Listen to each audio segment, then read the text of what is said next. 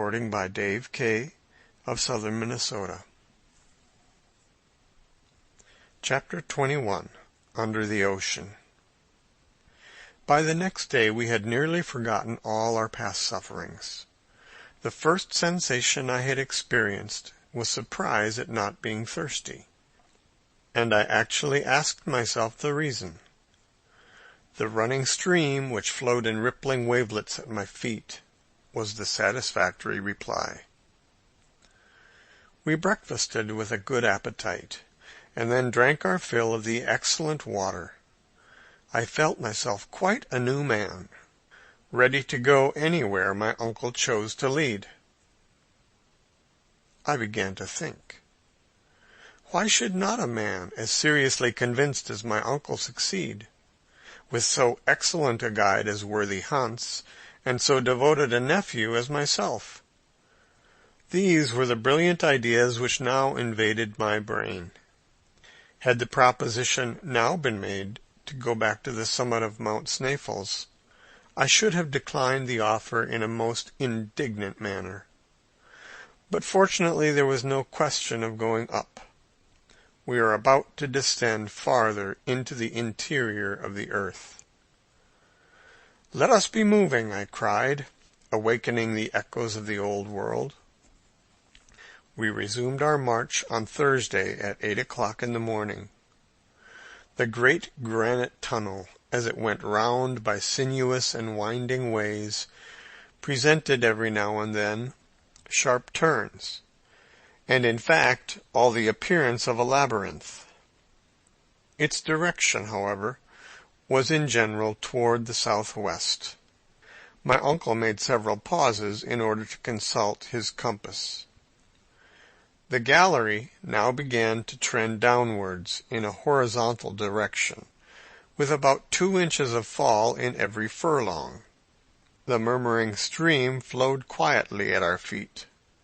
I could not but compare it to some familiar spirit guiding us through the earth, and I dabbled my fingers in its tepid water, which sang like a naiad as we progressed.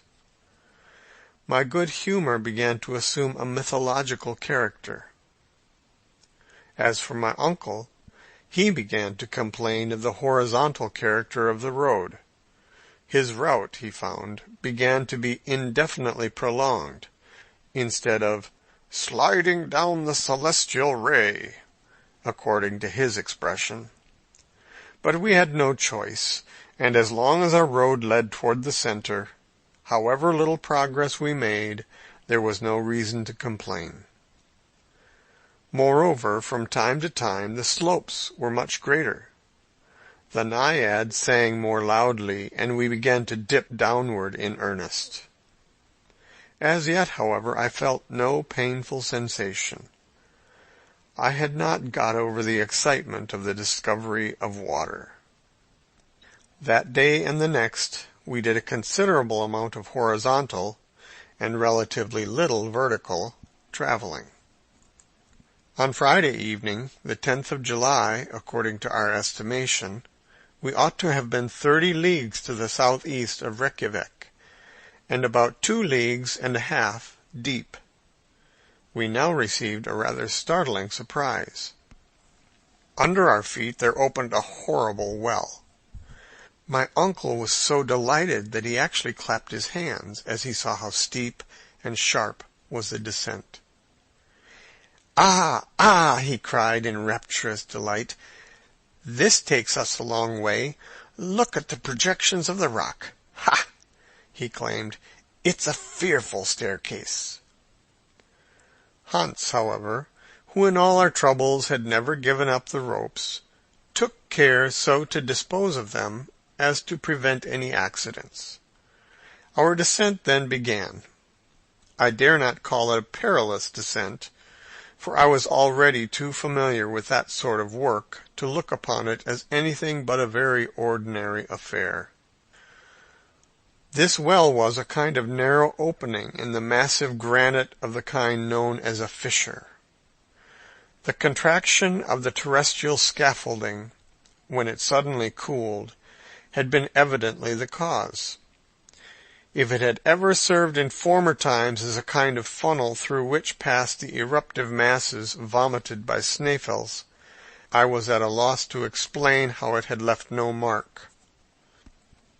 We were, in fact, descending in a spiral, something like those winding staircases in use in modern homes. We were compelled every quarter of an hour, or thereabouts, to sit down in order to rest our legs. Our calves ached.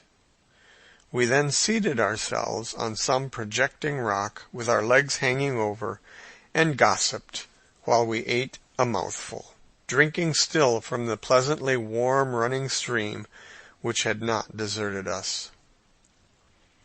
It is scarcely necessary to say that in this curiously shaped fissure the Hansbach had become a cascade, to the detriment of its size. It was still, however, sufficient and more for our wants. Besides, we knew that, as soon as the declivity ceased to be so abrupt, the stream must resume its peaceful course. At this moment it reminded me of my uncle, his impatience and rage, while when it flowed more peacefully I pictured to myself the placidity of the Icelandic guide. During the whole of 2 days, the 6th and 7th of July, we followed the extraordinary spiral staircase of the fissure, penetrating 2 leagues farther into the crust of the earth, which put us 5 leagues below the level of the sea. On the 8th, however, at 12 o'clock in the day, the fissure suddenly assumed a much more gentle slope, still trending in a southeast direction. The road now became comparatively easy, and at the same time dreadfully monotonous. It would have been difficult for matters to have turned out otherwise. Our peculiar journey had no chance of being diversified by landscape and scenery. At all events, such was my idea. At length, on Wednesday the 15th, we were actually 7 leagues, 21 miles, below the surface of the earth, and 50 leagues distant from the mountain of Snæfell's, though, if the truth be told, we were very tired. Our health had resisted all suffering, and was in a most satisfactory state. Our traveller's box of medicaments had not even been opened. My uncle was careful to note every hour the indications of the compass, of the manometer, and of the thermometer, all of which he afterwards published in his elaborate, philosophical, and scientific account of our remarkable voyage. He was therefore able to give an exact relation of the situation. When, therefore, he informed me that we were 50 leagues in a horizontal direction distant from our starting point, I could not suppress a loud exclamation. "What is the matter now?" cried my uncle. "Nothing very important. Only an idea has entered my head," was my reply. "Well, out with it, my boy." "It is my opinion that if your calculations are correct, we are no longer under Iceland." "Do you think so?" "We can very easily find out," I replied, pulling out a map and compasses. "You see," I said, after careful measurement, "that I am not mistaken. We are far beyond Cape Portland, and those 50 leagues to the southeast will take us into the open sea." "Under the open sea!" cried my uncle, rubbing his hands with a delighted air. "Yes," I cried, "no doubt old ocean flows over our heads." "Well, my dear boy, what can be more natural? Do you not know that in the neighborhood of Newcastle there are coal mines which have been worked far out under the sea?" Now my worthy uncle, the professor, no doubt regarded this discovery as a very simple fact, but to me the idea was by no means a pleasant one. And yet, when one came to think the matter over seriously, what mattered it whether the plains and mountains of Iceland were suspended over our devoted heads, or the mighty billows of the Atlantic Ocean. The whole question rested on the solidity of the granite roof above us. However, I soon got used to the ideal, for the passage now level, now running down, and still always to the southeast, kept going deeper and deeper into the profound abysses of Mother Earth. 3 days later, on the 18th of July, on a Saturday, we reached a kind of vast grotto. My uncle here paid Hans his usual $6, and it was decided that the next day should be a day of rest. End of chapter.